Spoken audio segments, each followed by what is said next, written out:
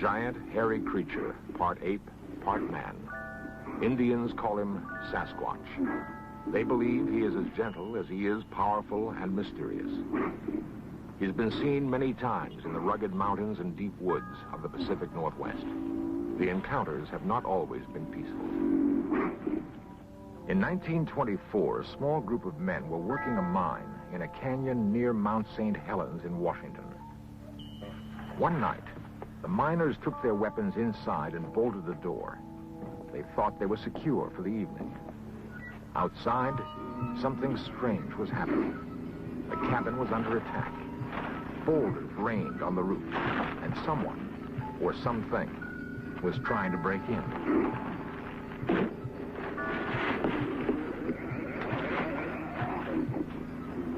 The miners later described their attackers as large, hairy apes. The siege lasted several hours.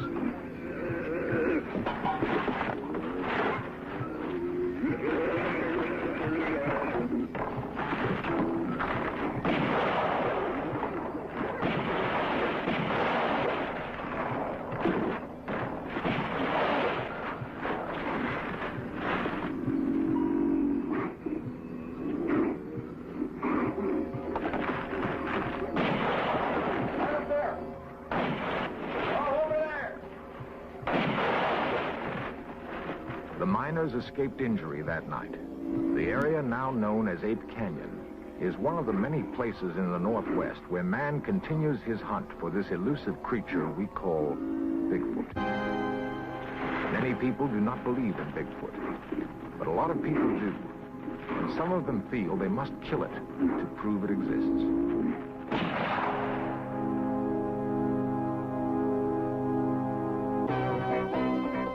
This series presents information based in part on theory and conjecture. The producer's purpose is to suggest some possible explanations, but not necessarily the only ones, to the mysteries we will examine.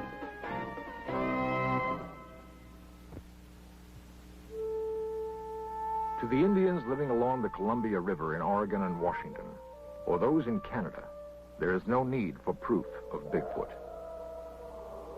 Sasquatch has been a part of Indian lore as long as they've inhabited this land. Some anthropologists believe that the creature could have come to the northwestern part of the United States along with the Indians, across a land bridge that once connected Siberia to Alaska. The newcomers to this country have seen Bigfoot in an area ranging from northern California to southwest British Columbia. To the Indian, Bigfoot carries a mystical significance. Sometimes it's difficult to tell where myth ends and reality begins. In our modern world of concrete and steel, we're far removed from the Indian lore of Bigfoot. It's hard to imagine any corner of our crowded world where a giant, man-like creature could roam free. Yet there's persuasive evidence that Bigfoot is real, and that urban man may be close to his first meeting with this living legend. It is felt by some scientists that Bigfoot falls somewhere in this progressive chart of man, a giant hominid related to but not like modern man. According to this theory, Bigfoot would have pursued a course of evolution separate but parallel to his human cousins. Dr. Grover Krantz is an anthropologist at Washington State University.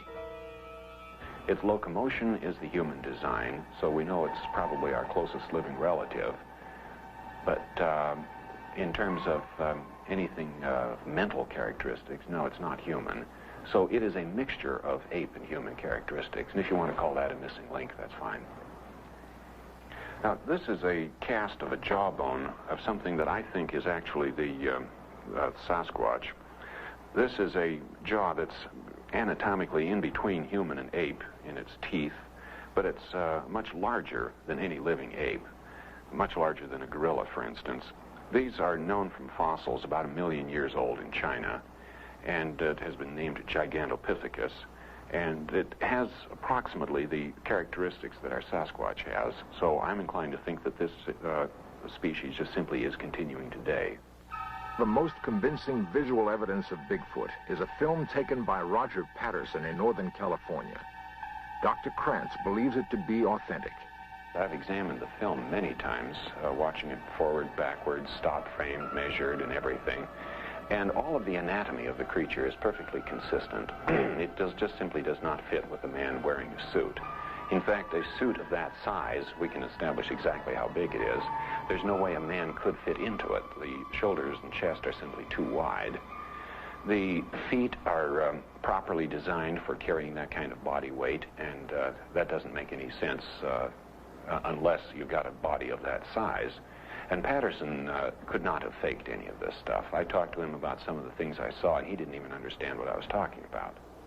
Reports of Bigfoot sightings in the Northwest go all the way back to 1811. There have been some in other parts of the United States, but most have come in the area from Northern California to British Columbia.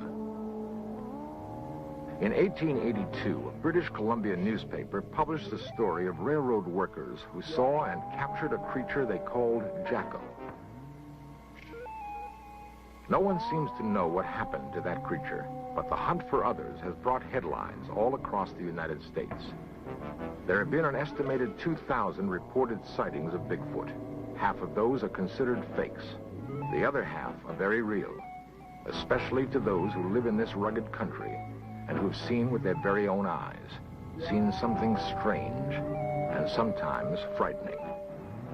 I'd been down to my folks's, and Cindy was with me, and we decided it's time to go home, and so we left. And Louis Alway and his daughter Cindy of Stevenson, Washington, returning home one night from visiting his parents, came across something they'd never seen before.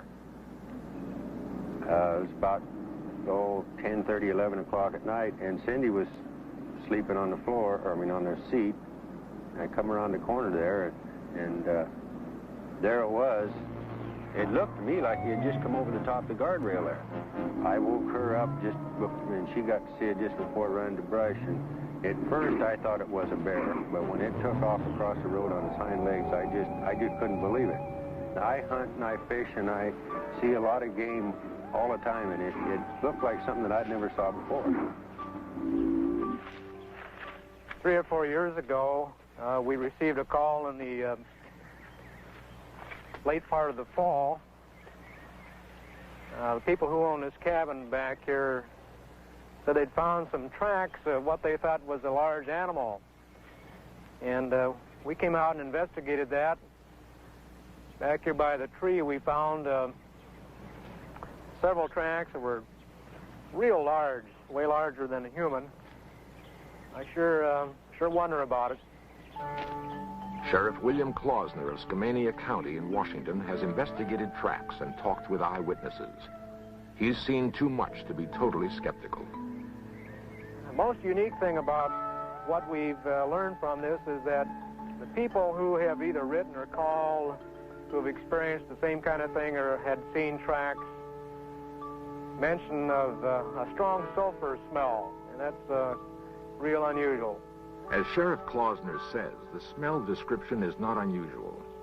James Strahan and Harold Teskey recently saw something on the roadside near Colton, Oregon. And there was a big, huge object on the left of the road, and I rolled the window down in the car, and this thing was approximately 3.5, 4 feet wide, about 6, 7 foot tall.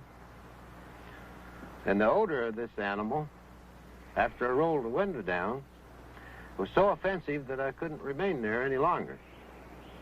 And I was scared, too. And I've been around the mountains and around animals a lot, and this thing truly scared me. And so I got out of there and rolled the windows up in the car, went on home. And the odor of that animal stayed in that car until the next morning. It was still in there. 1 mile outside the Dalles, Oregon, several members of the Bigfoot Investigation Project and Information Center climbed to an observation point. They're led by Peter Byrne, 50-year-old adventurer and former big game hunter in Nepal. Byrne has dropped his rifle in favor of camera and binoculars. For 5 years, he's headed the Bigfoot Investigation Project and stalked these North Woods, checking out every story and every set of tracks. His prey is elusive. We will talk to the person who says that they've seen one, We will talk to their family, perhaps to their employers or employees. We'll talk to the local police to see if they know them, to find out if the person is simply a joker, a hoaxer of some kind, or if they're a person of reputation and of known integrity. And then we'll go and see the person, we'll interview them, and of course we'll try and get to the place of the actual sighting as quickly as possible. One of the most credible sightings took place near Mount Hood, Oregon in 1974. Two loggers, Jack Cochran and Furman Osborne, were working in an area of fallen timber. Cochran explains what he saw. I looked off towards the woods, and I saw these two long legs moving at the edge of the timber. And as this thing walked, it walked with a glide, and then it reached an arm out and kind of touched a tree as it walked by. And I saw these wide shoulders, and then it just moved off down the hill. J.C. Rourke and I were up on that little hill there and setting chokers, and the cat came down to the line and he didn't come back, so we decided to walk out in the woods on the timber so we could be in the shade, and we heard this commotion there in the brush, and we saw this big monster going out through there. I yelled for my buddy. I wanted him to see him, and I started running. I wanted to get a closer look at him, and we chased him over the ridge there, and at one time I was within 50 feet of him. Whatever Osborne chased through the woods left him far behind. Cochran, an amateur artist, tried to sketch what he saw. He was tall, long-legged, and hairy, very broad shoulders, and his head seemed to just spring up out of his shoulders, no neck. The arms were long and more in proportion than a human. There is persuasive evidence that men may be closing in on Bigfoot. What will the hunters do if they find him? And we'll just smooth it out a little bit, make sure it runs into all the cracks and corners, and that's really all there is to it. Peter Byrne, professional Bigfoot investigator. Before doing this, and now Hundreds of unexplained footprints have been found in these woods. They receive close examination by the experts. this is a plaster cast of an actual footprint here, and it's a 13.5-inch cast, and it has a number of peculiarities. One is the normal bulge behind the big toe or the hallux, and then there's a second bulge, and this is peculiar to all of the footprints that we have seen. Nobody really knows what causes this second bulge. Perhaps it's a muscle of some kind to support the enormous weight.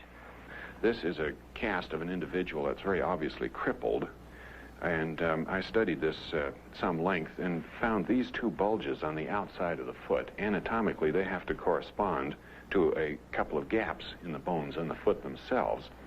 And the bulges in a normal human foot expanded to this size would have been here, but they're shifted forward. Well, anatomically, this means that the ankle weight is shifted somewhat forward. It's not just a gigantic human foot. It's the leverage has been redesigned. And this happens to be redesigned just exactly the way it would have to be for a 800-pound animal. So if the idea of that this was faked by somebody isn't quite so simple. If it was faked, it was done by a human anatomist who was a real genius, and he had to have laid out thousands of these fakes all over the place, and that just simply becomes impossible. Among the fakery that we have seen is a piece of film made in 1970 by a man in northern Washington. At first, it looked very good. It was a man in a fur suit, of course. The particular man tried to sell it to us for $25,000. And he told us that the creature in this movie was 8 foot 6 inches in height. But when we found the area, we were able to do our own measurements, and we saw that the creature in the fur suit, or the man in the fur suit, was a little under 6 feet in height. This is, I think, is a good example of the kind of fakery that we have encountered through the years. Throughout the Northwest, there are hundreds of men hunting for Bigfoot. Don Peterson, Jack Sullivan, and James Huskin have searched for several years. They believe the hunt will end with a bullet. Well, I think eventually somebody's going to bring one in. It's the only way.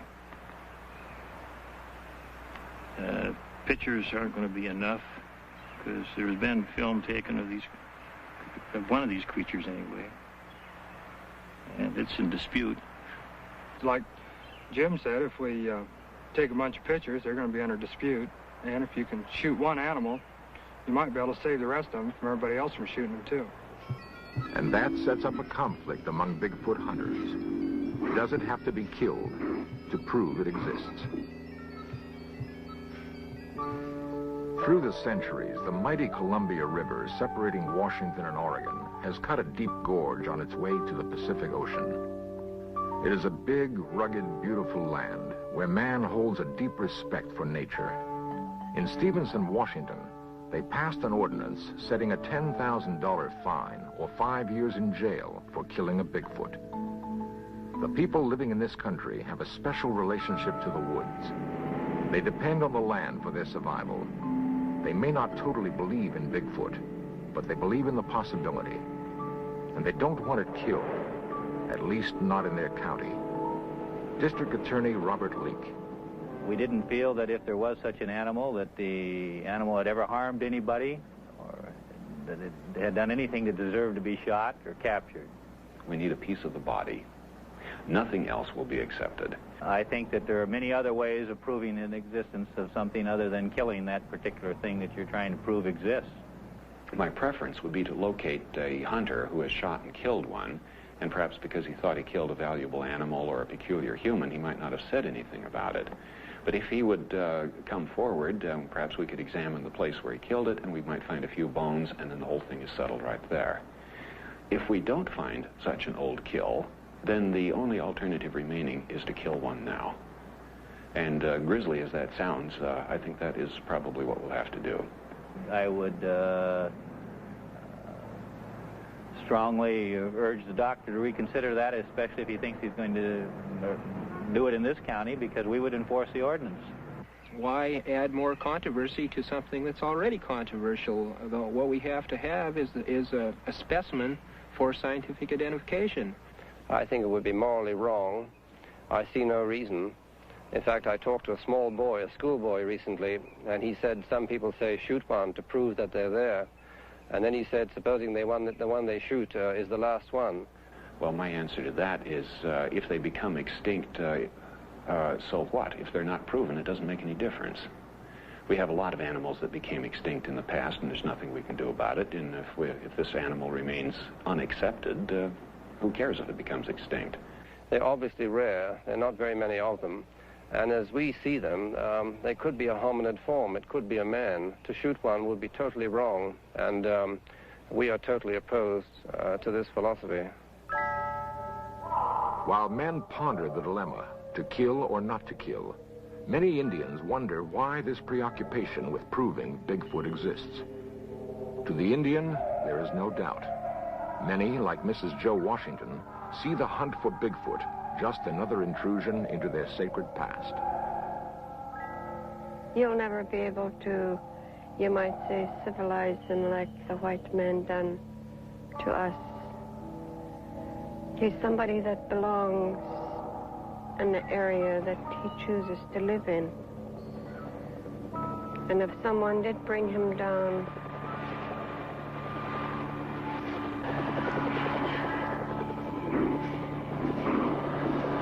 he'd never adapt to your way or even mine, because his way of life is entirely different from ours, mine and yours.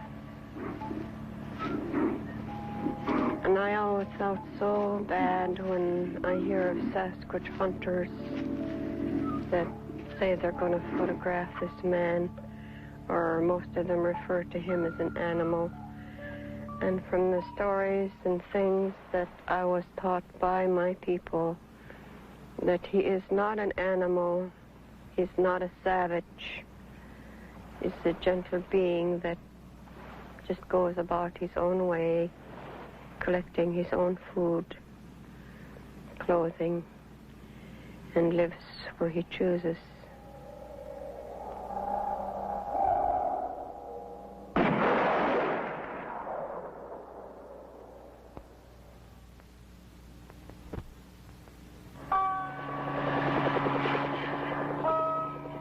Man, with his ingenuity and machinery, continues to stalk this creature. creature described by the Indians as a gentle being, wanting to live in peace in his own habitat. A creature some scientists believe is a link to centuries long past. The gorilla is mentioned in Greek mythology going back hundreds and hundreds of years, and yet it was not discovered until the late 18th century. And the subspecies, the mountain gorilla, was not identified until early 1900. And there are other examples. The fossil fish that was discovered in the Indian Ocean only a few years ago, believed to be extinct for 80 million years. This is the coelacanth, and now it's known to still live off the coast of Africa. Is that the case with Bigfoot? Is this creature really a relative of the Gigantopithecus, a primate that lived over 1 million years ago in China? The land lends itself to hide such a creature. There is food for it to survive. It does not need man. But it may have to die at the hands of man to prove to him that there is such a thing called Bigfoot. If we assume that Bigfoot is real and that men are closing in on this seemingly gentle monster, then we must prepare for that first meeting. To have eluded us for so long, Bigfoot must understand men very well. The burden will be on us to understand him. Bigfoot may well be waiting for some sign that we're ready.